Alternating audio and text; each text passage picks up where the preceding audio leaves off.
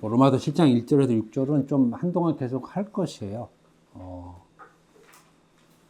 들었던 얘기 또 듣고 하는 것 같지만 여러분들이 듣는 말씀에서 그 새로운 개념들이 하나하나씩 계속 쌓여가는 것이지 전혀 새로운 말씀이 툭 튀어나오는 것이 아닙니다. 계속 쌓아 올라가는 것이에요. 가르침이라는 것은 A라는 것 새로 배우고 B라는 것 새로 배우는 것이 아니라 A라는 것에서 계속 쌓아 올라가는 것이죠. 그것을 성장이라고 얘기를 할 수 있죠. 우리는 이제 그러한 과정을 가는 것입니다. 참고로 여러분들이 로마서 7장 2절, 3절 남편 있는 여인이 그 남편 생전에는 법으로 이렇게 남편 있는 여인, 남편이 죽으면 뭐 이런 말이 이제 2, 3절에 있는데 이거 굉장히 설명하기 굉장히 어려운 부분이에요, 사실은. 그런데 왜 설명하기 어려운 부분이냐면 이것을 해석해 내려고 하니까 어려운 부분이에요. 이거는 해석하라고 한 말씀이 아니라 비유로 하는 말씀인데 그 비유는 뭐냐? 사람은 죽어야 한다는 것을 얘기하는 것 뿐이에요. 이걸 잘못 해석해서 남편 생전에 뭐 남편이 죽으면 그래서 그 남편을 예수로 얘기하는데 그렇지 않아요. 물론 여러분들은 이 말씀에 대해서 자세히 관심이 없지만은 혹 누가 얘기할 때는 이 말씀의 항목이 중요한 것이 아니라 이렇게 얘기한 목적, 그거는 사람이 죽어야 함을 얘기를 하기 위해서 이 말씀을 꺼내는 것이지 이 말씀에 대한 그 하나하나의 의미를 부여하기 위해서 한 말씀이 아니라는 사실을 여러분들이 그냥 상식적으로 알고 있으라는 얘기예요. 혹시 어떤 유식한 사람이 유식한 척을 하기 위해서 이 말을 꺼낼 수가 있는데 그럴 때 여러분들은 단호하게 그렇게 말씀하셔야 돼요. 이거는 사람이 죽어야 함을 얘기하는 것이지 그 이상도 그 이하도 다른 내용이 담고 있지 않다. 이렇게 여러분들이 참고로 여러분들이 아셨으면 합니다.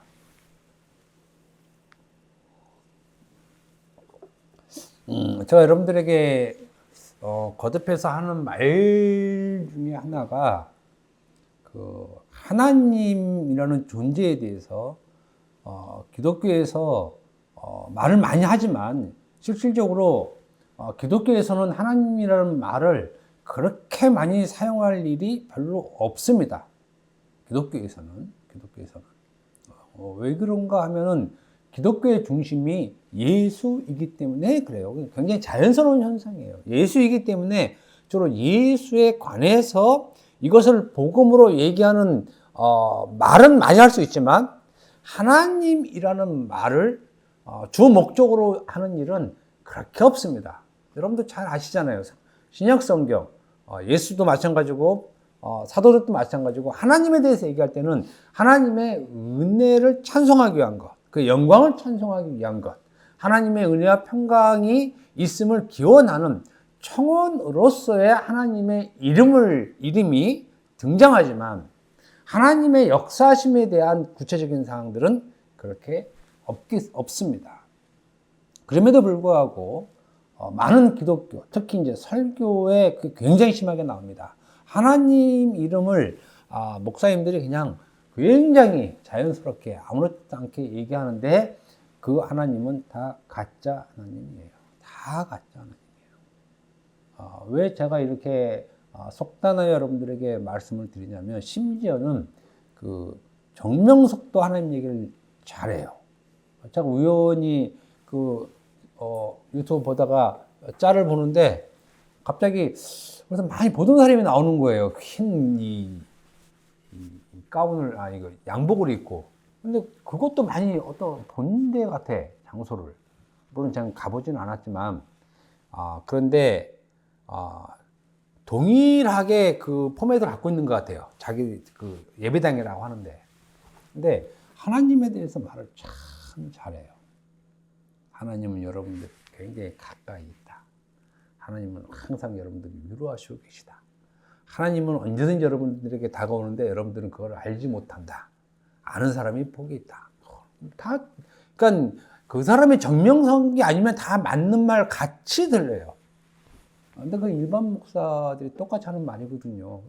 별 차이를 못 느껴요, 별 차이. 그런데 이 사람이 못하는 것이 바로 예수 얘기를 못해요. 왜 예수 얘기를 못하냐면 예수 얘기를 하려면 사실은 지식이 많아야 돼요. 신약 지식이 많아야 돼. 근데 이 신약 지식을 말을 하는 건 또 굉장히 어려워요. 이거를. 그러니까 성경을 읽기는 쉬운데 이 성경을 말로 풀어내서 전하려는 것은 여러분 제가 목사지만 굉장히 어려워요. 굉장히 어려워. 일반 성도들은 이게 할 수가 없어요. 뭐 지식이 부족해서도 아니고 물론 그럴 수도 있겠지만 어느 부분에서는 그럴 만한 시간이 없어요. 이 사람들은.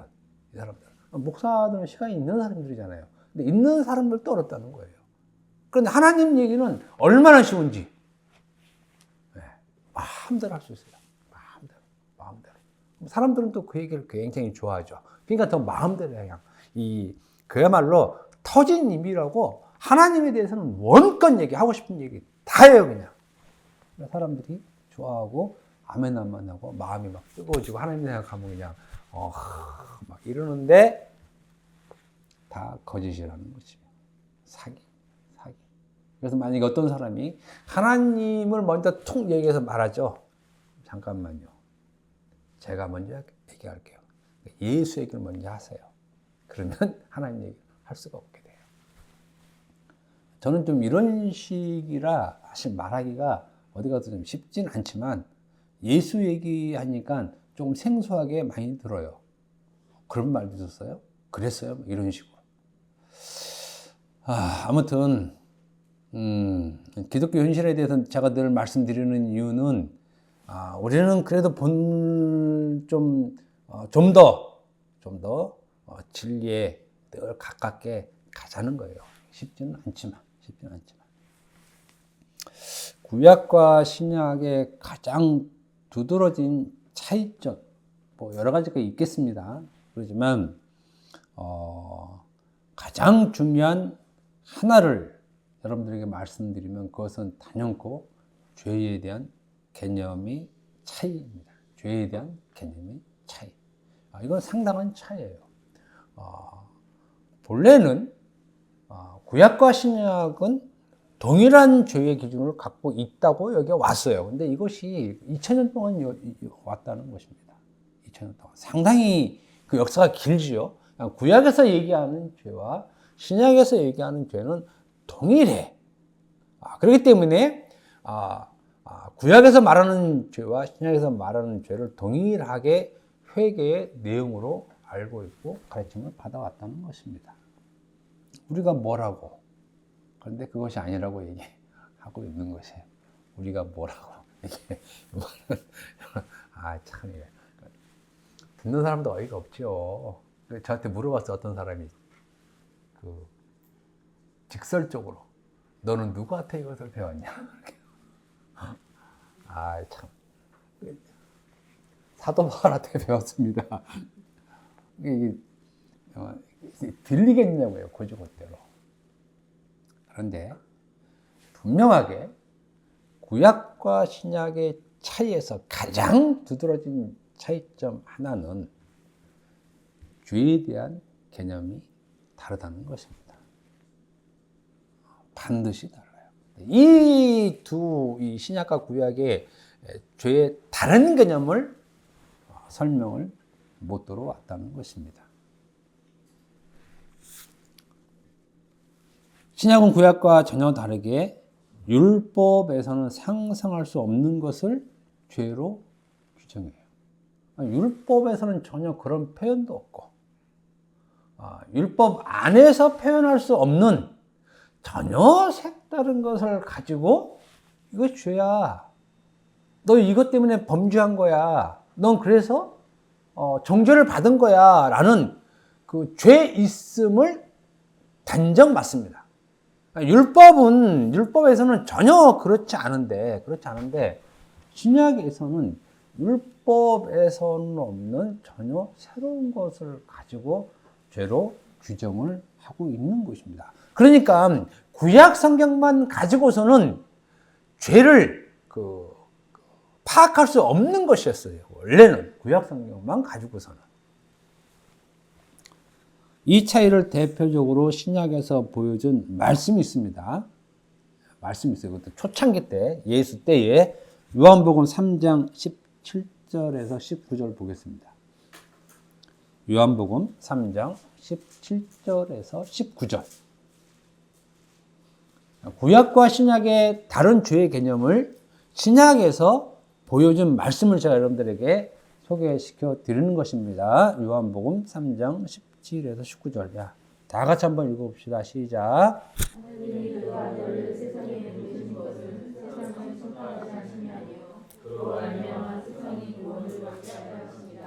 그로 믿는 자는 심판을 받지 아니할 것이요 믿지 아니하는 자는 하나님의 독생자 이름을 믿지 아니하므로 벌써 심판을 받은 것이니라.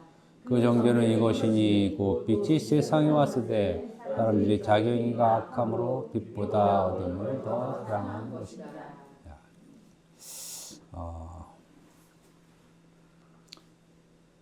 하나님이 그 아들을 세상에 보내신 것은 세상을 심판하러 하심이 아니요 예수를 말미암아 세상이 구원받게 하려 하심이라 말씀합니다. 그래서 그를 믿는 자는 심판을 받지 아니하는 것이요 믿지 아니하는 자는 하나님의 독생자 이름을 믿지 아니하므로 벌써 심판을 받은 것이다. 이렇게 얘기하죠. 그러니까 독생자 이름을 믿지 아니했기 때문에 이미 벌써 심판을 받았다고 단정을 지어요. 단정을 짓습니다. 야, 예수께서 구원하러 왔는데 그의 이름을 믿지 않으니까 너희는 벌써 심판을 받은 것이야 하고 심판을 때려요. 심판. 근데 여기서 이 심판이라는 말이 그 정죄는 이것이니라고 해서 이 정죄 있죠. 이 정죄예요. 그러니까 정죄와 심판은 정확하게 동의어예요. 같은 단어인데 17절에는 심판이라고 쓰고 19절은 정죄라고 말 표현만 다른 거예요. 성경은 좀 그런 것이 있거든요. 그러니까 심판과 정죄는 그냥 같은 말인데 표현만 다른 것이야. 표현만. 그러니까 하나님이 그 아들을 세상에 보내신 것은 세상을 정죄하려 함이 아니오라는 말이에요. 이게 똑같아요. 그런데 예수께서 오신 그 처음에 정죄, 즉 죄를 단정한다, 단언한다, 선언하는데 그 죄를 선언하는 것을 무엇을 죄라고 선언하냐면 어둠을 더 사랑한 것, 이것을 죄로 단정을 지어요. 예수께서 이 땅에 오셨어요. 근데 예수께서 오신 이 땅에서 심판을 해요. 정죄를 하는데 정죄의 죄목이 무엇이냐? 어둠을 더 사랑했다는 것이에요. 이게 죄예요. 이게 죄. 이게 죄. 신약에서는 이것을 죄라고 지금 말씀하는 것이에요. 그러면 구약의 죄의 개념을 가지고 있던 사람들에게 이것이 죄야 라고 얘기를 하면 이게 분간이 안 되는 것이에요. 그죠? 그 당시 사람들은 율법의 계명을 어기는 것을 다 100이면 100, 1000이면 1000 죄로 생각하고 있잖아요. 이렇게 쭉 생각하고 있는데 갑자기 예수께서 오심으로 말미암아서 죄에 대한 개념, 죄에 대한 규정을 확 바꿔버린 것이에요. 그것이 뭐냐? 어둠을 더 사랑하는 것이라는 것이에요. 어둠을 사랑하는 것. 야, 그러면 제가 늘 얘기하지만 갑자기 듣는 사람은 어둠을 더 사랑하는 거? 이게 뭐야? 그잖아요. 저만 이상합니까? 저는 이게 아주 이상해요. 어둠을 더 사랑하는 거? 이거 지금 생판 처음 듣는 얘기예요. 그러니까 복음이라는 것은 늘 듣는 사람이 생판 처음 듣는 언어가 되는 것이에요. 언어가 되는 거. 야, 기독교인들에게도 마찬가지예요. 기독교인들에게도. 이 말이 낯설게 들으면 안 돼요. 기독교인들은. 왜 그러냐면 이미 신약에서 말씀을 해 주었기 때문에 예수 믿는 사람들은 그렇지 이렇게 나와야 되는데 심지어는 기독교인조차도 어둠을 더 사랑하는 것이 죄야. 이것이 낯설게 느껴진다는 것이에요. 뭐 그래? 이렇게 이미 그거는 기독교의 눈은 끝난 거예요. 기독교의 눈은 끝난 거라고요. 더 심하게 얘기하면 예수 믿지 않은 것이 될 가능성이 상당해요. 제가 그냥 콕 찍어서 그냥 예수 믿는 거 아니야 이렇게 얘기하기에는 조금 미안한 감이 있어서 그렇지. 어둠을 사랑하는 게 죄였어? 이 말은 자기 자신이 지금 어떤 상태에 있는지 몰랐다는 것이에요. 그러니까 이 말을 하죠. 정죄는 이것이니 그것은 어둠을 더 사랑하는 것이야. 지금 정죄라는 것은 죄가 있다고 단언을 받는 것이에요. 심판을 받는 것이죠. 그럼 나는 이미 죄가 있다고 심판을 받았어. 그러면 내가 죄가 있다고 심판, 단언을 받은 것이 무엇이냐? 어둠을 사랑하는 것이었다는 것이에요. 그러면 예수를 믿는다는 것은 율법이 이러쿵저러쿵 얘기하기 됐어 알았어. 그런데 신약에서는 그것을 죄로 물은 적이 없다는 것이에요. 중요한 것은 단 한 군데도 없어요. 그것을 죄로 물은 것은. 신약에서 묻는 죄는 너 어둠을 더 사랑했어. 그렇기 때문에 너를 정죄하고 심판한 거야 라는 것입니다. 그러니까 이미 2000년 전에 예수께서 오심으로 말미암아서 죄에 대한 개념이 새로 발생했다는 것입니다. 예수께서 오셨다는 자체는 상당히 충격적인 것이라는 것입니다. 이것은 사람들의 삶의 사고, 죄의 의식에 대한 획기적인 변화를 알려주는 일이기 때문에 그래요. 단지 예수께서 오시는 AD, BC를 나눴다 어쩌다 이런 예수께서 죄를 대속하셨냐 이런 차원 이전에 예수께서 오심으로 말미암아서 죄에 대한 개념이 완전히 바뀌었다는 사실입니다. 그래서 신앙의 변화가 오는 것이에요. 여러분들은 기본적으로 신앙의 변화라는 것은 삶의 변화를 얘기를 해요. 삶의 변화. 신앙에는 변화가 있는데 삶에는 변화가 없어. 되지 않습니다. 그런 일은 있을 수 없어요. 인간은 다 똑같아. 안 그래요. 똑같지 않습니다. 인간이 인간을 볼 때는 똑같을 수 있어요. 그렇지만 하나님이 인간을 볼 때는 다르다는 것입니다. 절대 달라요. 절대 달라. 그래서 신앙의 변화라는 것은 절대적인 사고의 변화를 얘기를 해요. 어떻게 율법이 죄인짓만 알고 평생 살았던 사람에게 갑자기 어둠을 사랑하는 것이 죄야 라는 것을 믿을 수 있냐고요. 그런데 만약에 이것이 믿어진다면 이 사람에게는 엄청난 변화가 오는 것이에요. 획기적인 변화죠. 그것을 잘 보여준 사람이 바울이라니까요. 그것을. 그럼 우리는 바울을 볼 때, 바울이 사도가 됐던, 안 됐던, 바울이 똑같잖아. 이렇게 얘기하는 사람이 어디 있어요? 없어요, 이런 사람. 없어요. 그래서 우리는 말하죠. 전에는 사울이었고, 이제는 바울이다. 이런 말 많이 하잖아요. 신앙의 변화는 자기 삶의 획기적인 변화. 그것은 이만큼 큰 의식의 변화이기 때문에 그런다는 것입니다. 아무튼 신약에서는 초반부터 예수께서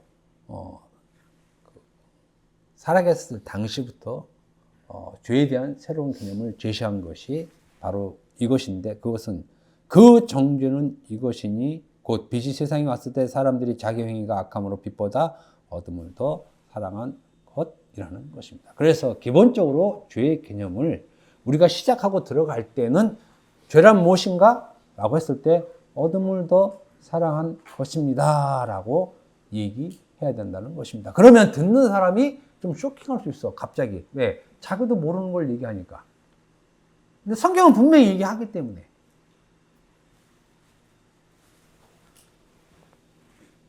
이것이 2000년 전에 이미 그렇게 기록되어 있다는 사실을 우리가 알아야 돼요. 그런데 지금의 기독교는 여전히 이것을 모르고 있다는 그 신기함이 있어요. 신기함이. 아니, 요한복음 3장 16절은 막 주구장창 입에 하나님이 세상을 이처럼 사랑하셔서 막 이렇게 얘기하면서 19절까지는 못 간다니까요. 19절까지는 못 내려가. 19절까지는.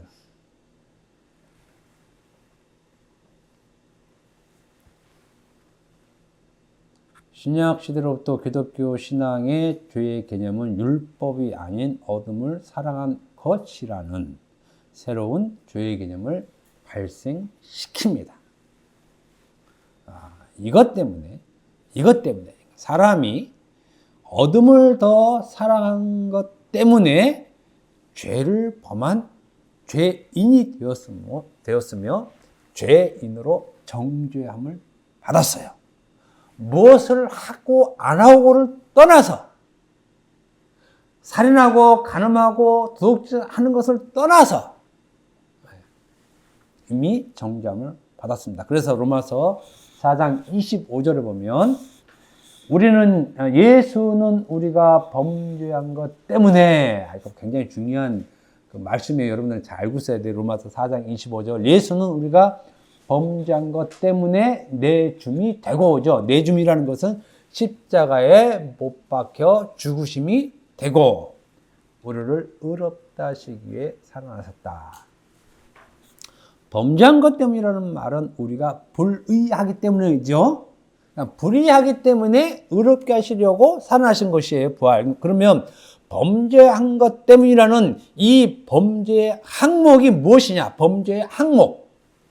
그것은 사람들이 알고 있는 대표적으로 살인하고 간음하고 도둑질한 것이 아니라는 것이에요. 우리가 범죄한 것은 살인, 간음, 도둑질, 즉 계명이죠. 십계명. 이것이 아니라는 것입니다. 이것을 범죄로 말하지 않는다는 것입니다. 그래서 이것 때문에 예수께서 우리를 대신하여 십자가에 못 박혀 죽은 것이 아니라는 것이에요. 그래서 제가 늘 얘기하는 게, 어떤 사람이 죄를 져서 교도소에 갔는데 교도소에서 그 목사, 그 교목이라고 그럽니까? 뭐 하여튼 교목은 아닌 것 같고, 하여튼 그 목사님에게 전도를 받았는데 너 살인한 것이 그게 죄가 돼. 그 죄 회개하고 예수 믿어. 예수께서 네 죄 때문에 십자가 못 박혀 죽으셨어. 실감나죠. 그래서 회개하고 예수를 믿어요. 아니라는 거예요. 그게 회개하고 예수 믿는 게 아니라는 거죠. 애초부터 잘못된 것이에요.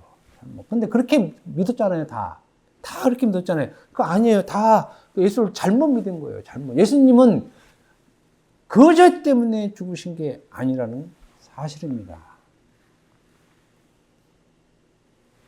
어둠을 사랑했기 때문에.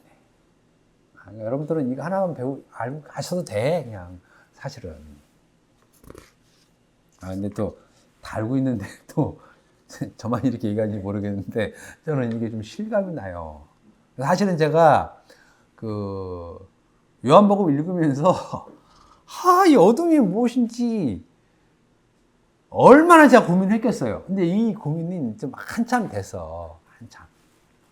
저는 이제 이 고민을 하면 이걸 해결해야지, 그렇지 않으면 제가 또 이게 못 넘어가는 스타일이라. 저는 좀, 그래서 이걸 아주, 그런데 이제 좀 해결이 된 것 같아서 여러분들에게, 제 체감, 말씀을 보는 체감에 대해서 여러분들에게, 전하는 것입니다. 그런데 이 말씀이 그냥 이것으로 끝나는 것이 아니라 오늘 읽은 본문까지 쭉 가기 때문에 제가 말씀을 드리는 것이에요. 그러니까 오늘 본문 말씀, 오늘 본문 말씀과 요한복음, 요것과 쭉 다리로 연결되어 있는 것이에요. 쭉 걸어가고 있는 거예요. 그 지점까지. 우리의 죄의 항목, 예수께서 범죄한 것 때문에 죽으셨다는 그 범죄한 죄의 항목을 콕 찍으면 요한복음의 표현으로 얘기하면 어둠을 더 사랑했기 때문에, 이렇게 여러분들이 누구와 얘기를 할 때 이렇게 대답하면 굉장히 유식한 그리스도인이 되죠. 굉장히 유식한. 그렇게 말할 수 있는 기회를 꼭 가지시기 바랍니다. 왜 그러냐면 저는 이러한 사실을 알고 있으면 이것을 누구한테 얘기를 하기 위해서 굉장히 기회를 많이 엿봐요. 그래서 기독교인이다 그러면 일단 찍어. 그럼 얘를 어떻게 할까? 고민을 많이 해. 작전을 쭉 이렇게 짜요, 사실은. 쭉 짜. 근데 되게 이제 탁구 치는 사람들이잖아요. 그럼 얘를 어떻게 탁구를 치고, 2차는 어떻게 하고, 3차는 어떻게 하고, 돈을 어떻게 내고, 여기까지 저는 계획을 다 짜요. 그래서 사실은 통 크게 쏠 때는 제가 크게 쏴요. 돈 어떨 때 막 20만 원이 넘게 나올 거예요. 한 4명이 가니까. 그런데 이렇게 헌금해준 우리 성도들이 참 고맙다. 이렇게 느낌, 너무 고맙다는 말 많이 들어요. 제 돈으로 하려면 쉽지 않잖아. 돈도 없는데. 근데 이게 헌금으로 할 때는 제가 그냥 쏠 때는 좀 이렇게 티나게 쏴야 되는 게 또 지론이니까 어디 가서 뭐 짜장면 사주고 뭐 이럴 수는 없잖아. 뭔가 티나게 해서 이렇게 하자. 그러니까 이런 사실을 알 때는 굉장히 제가 그 입이 근질근질해서 제 돈 주고 이걸 얘기를 하지, 그렇지 않으면 사람들이 안 들어요. 아무튼 어둠을 사랑한 것이 기독교 초창기에 이미 죄에 대해서 규정한 죄의 개념이라는 사실이에요. 여기서 율법은 이 어둠을 사랑한다고 하는 이 표현을 율법에서는 전혀 할 수 없는 것이에요. 살인하는 것이 어둠이냐? 아니에요. 간음한 것이 어둠이냐? 아니에요. 도둑질하는 것이 어둠이냐? 아니에요. 옛날에 깡패 생활할 때가 어둠이냐? 아니에요. 옛날에 사직 주고 다닐 때 어둠이냐? 아니에요. 다 아니에요. 그건 어둠이 아니에요. 어둠이 아니에요. 그냥 자기 자기 삶이지. 물론 저 끝에까지 가서 그래 어둠이라고 얘기해 줄게 할 수는 있지만 그게 어둠의 근본은 아니라는 것입니다. 그러면 요한복음에서 말한 그 어둠은 무엇을 말하느냐? 어둠은 당연히 우리가 알고 있듯이 빛이 없는 상태잖아요. 그리고 빛을 깨닫지 못한 상태를 어둠이라고 얘기하죠. 굉장히 좀 추상적이죠. 일단 어둠이라는 말 자체가 추상적이에요. 왜 그러냐면 그 당시에 헬라 문화에서는 이런 용어들을 많이 사용했기 때문에 그래요. 철학적 용어 같은 것. 그죠? 우리가 지금 철학책을 보면 이런 유형의 단어들이 많잖아요. 마찬가지예요. 요한복음은. 어둠은 다소 철학적이지만 이 어둠은 빛이 없는 상태고 좀 더 들어가면 빛을 깨닫지 못한 상태. 그래서 요한복음 1장 1절에서 5절 보면 그 내용이 나오죠. 어둠이 무엇인가? 그건 빛이 없는 상태가 이제 그 어둠인데, 그러면 어둠의 상태란 무엇이냐? 무엇을 어둠으로 얘기하느냐? 어둠으로 없는, 빛이 없는 상태인데 그 빛이 없는 상태는 또 무엇인가 했을 때 요한 1장 보면 태초부터 있는 생명의 말씀에 관해 우리가 들은 바요, 눈으로 본 바요, 자세히 보고 우리 손으로 만진 바라라는 생명의 말씀이 나와요.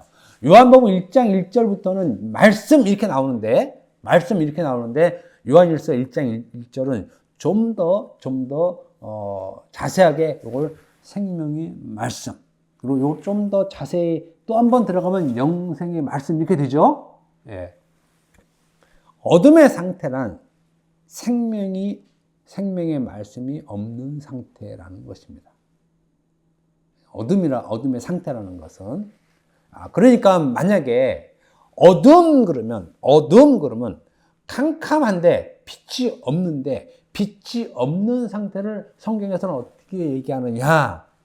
말씀이 없는 상태. 그 속에 생명의 말씀, 영생의 말씀이 없으면 그것을 어둠이라고 얘기를 합니다. 요 과정을 거쳐서 가장 쉽게 어둠의 상태를 말할 수 있는 말은 예수를 믿지 않는 것입니다. 이게 어둠이에요. 기본적인 어둠의 개념에 있어서 과정들을 쭉 빼면, 예수를 믿지 않으면 그 사람 자체가 어둠이에요. 그래서 어둠을 죽은 자 이렇게 표현을 해요. 야, 그러면 그래서 제가 복음 하는 것이 뭐냐면 말씀이 없는 어둠의 상태는 죽은 자, 예수 믿지 않은 자입니다. 그 사람은 어둠이에요. 제가 여러분들에게 말씀드렸잖아요. 우리가 사람을 볼 때는 복음의 시각으로 보면 사람은 100이면 100, 1000이면 다 허접합니다.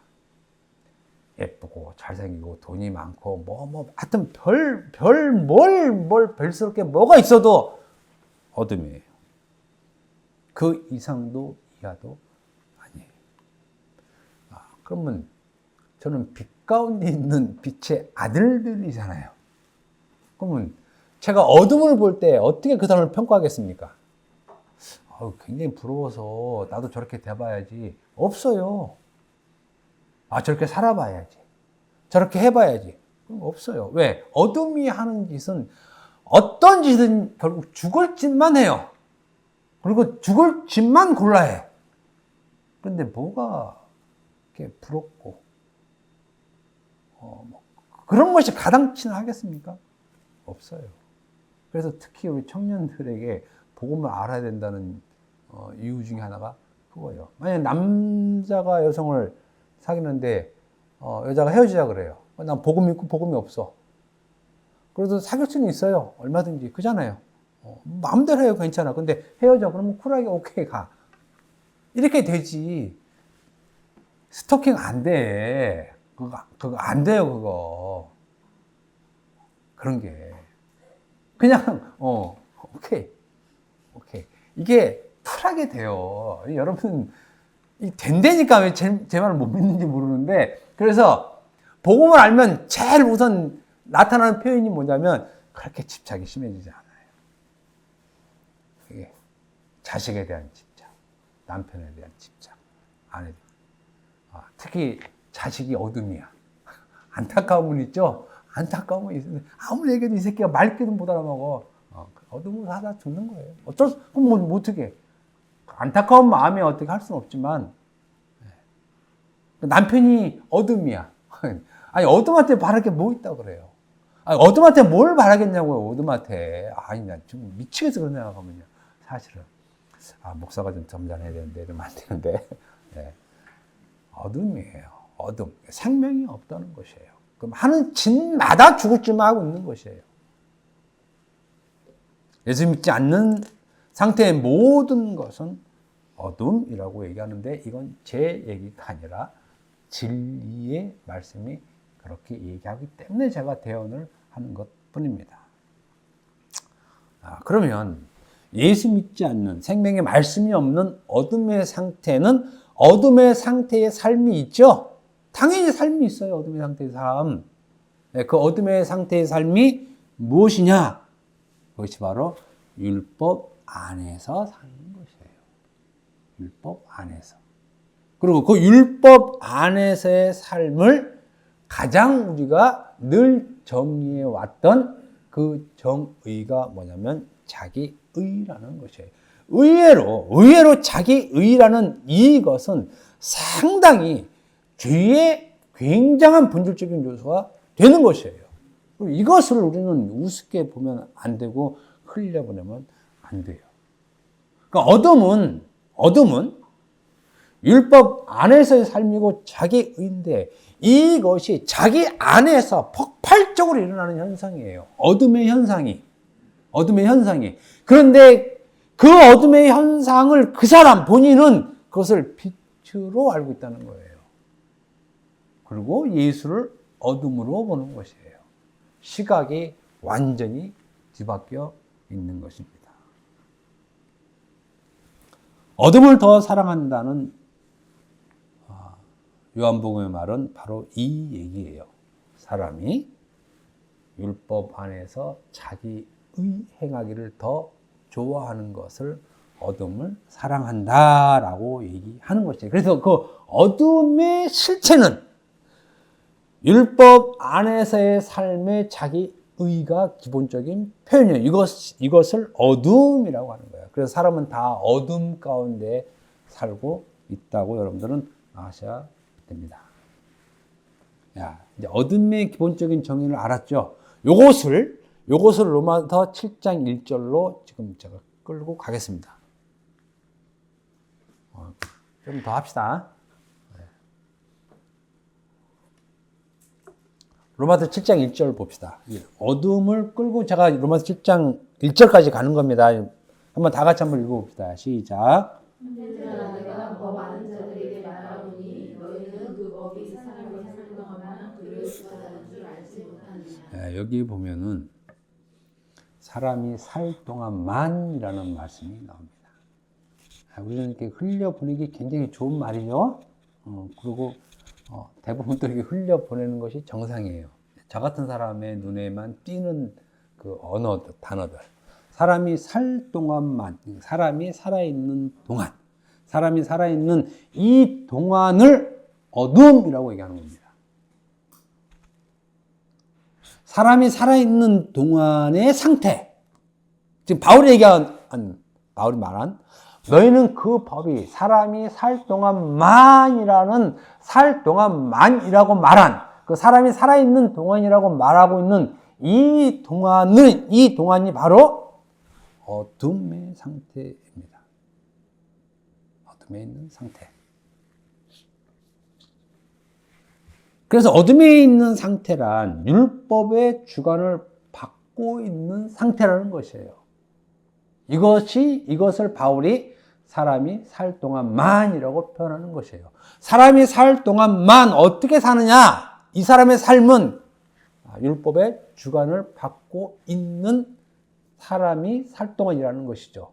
그리고 이렇게 사는 삶을 어둠이라고 얘기하는 것입니다. 그러니까 어둠과 율법은 붙어 있는 단어라는 얘기죠. 어둠과 율법은.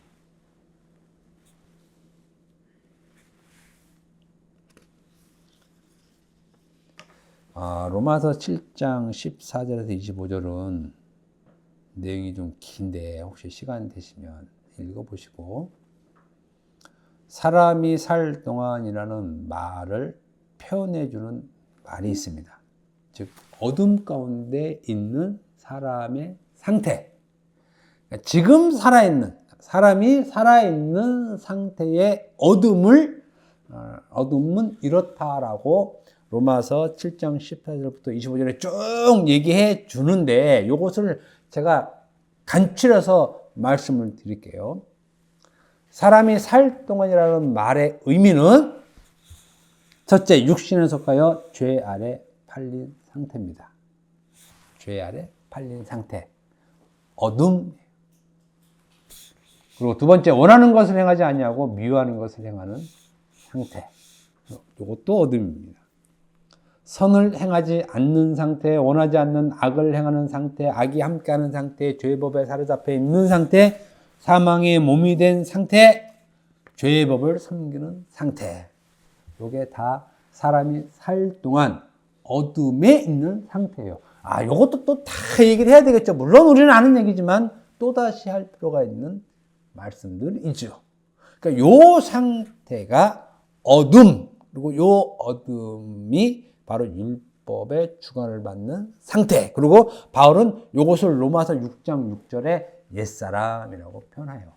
기독교인들은 옛사람이라는 말을 많이 사용하는데 그 옛사람은 늘 얘기했듯이 자기 옛날에 살던 삶의 상태를 얘기하는 것이 아니죠. 그래서 전문적으로 제가 지금 말한 우리 이제 파일 보면 알지만 주 안에 팔린 상태를 옛사람이라고 얘기하는 것이에요. 원하는 것을 행하지 않냐고 미워하는 것을 행하는 상태. 여기서 미워하는 것이 무엇입니까? 미워하는 것이 뭐예요? 어렵죠. 선을 행하지 않는 상태가 무엇입니까? 죄송한 뭐야? 선을 행하지 않는 상태가. 예수 믿지 않는 상태. 그건 굉장히 포괄적이고. 어둠. 자기 의를 행하는 상태. 기독교 용어는 다 달라요. 일반 용어와 달라. 그 단어만 같은 같은 단어를 사용할 뿐이지 내용은 다 달라요. 그래서 하나님은 유일한 하나님이에요. 유일한 하나님. 왜 유일한 하나님이냐고 말을 하면 하나님으로부터 나오는 말씀은 같은 단어를 써도 내용이 완전히 다른 유일해요. 이렇게 얘기하는 종교는 기독교밖에 없어요. 기독교밖에. 다른 종교는 선을 행하지 않는 상태면 친절, 구제, 그죠? 이런 것을 하지 않는 상태라고 얘기하는데 기독교는 그렇게 얘기 안 한다는 거예요. 그래서 하나님이 유일하게 얘기하는 것이에요. 아무튼 요거는 좀 다른 얘기인데.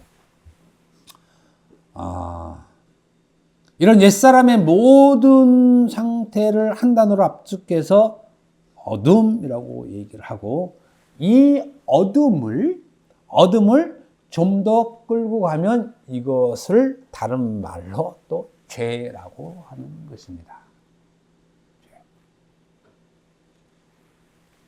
사람이 살 동안이라는 이 어둠의 상태가 곧 죄예요. 죄.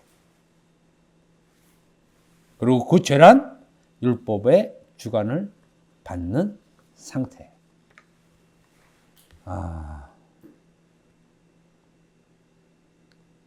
이렇게 산 사람, 이러한 삶을 산 사람들이 유대인이죠. 유대인. 그래서 유대인들이 정죄를 받습니다. 율법을 잘 지키고 정죄를 받아요. 이게 기독교예요. 기독교. 율법을 안 지켜서 정죄를 받는 것이 아니라 율법을 잘 지켜놓고 정죄를 받아요. 왜? 율법을 잘 지킨 그 상태를 어두움이라고 얘기하기 때문에 그래요. 어둠. 그러면 모든 사람들, 우리 눈에 보이는 모든 사람들은 사람이 살 동안에 있는 사람들이에요. 제발 사람을 볼 때 어둠으로 보세요. 제발 어둠으로 봐. 사람으로 보지 말고 어둠으로 봐요.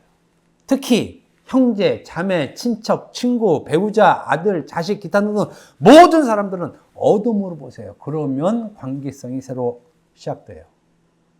왜? 어둠에 대한 안타까움이 있어서. 저놈이 뭘 먹고 사느냐 이런 안타까움은 뒤로 빠져요. 괜찮아요. 그냥 하루 2끼 먹어도 돼. 그렇지만 우리 시각으로는 그게 중요한 것이 아니라 어둠에서 구원 받아짐을 더 중요하기 때문에 거기에 대한 안타까움이 작용하는 마음이 더 발생한다는 것이에요. 우리가 말씀을 듣는 말씀을 늘 듣고 또 새로 듣고 늘 듣고 또 새로 듣고 그리고 이렇게 듣는 말씀의 목적이 무엇이냐? 증거라고 여러분들에게 제가 말씀을 드리는 것입니다. 기도하겠습니다.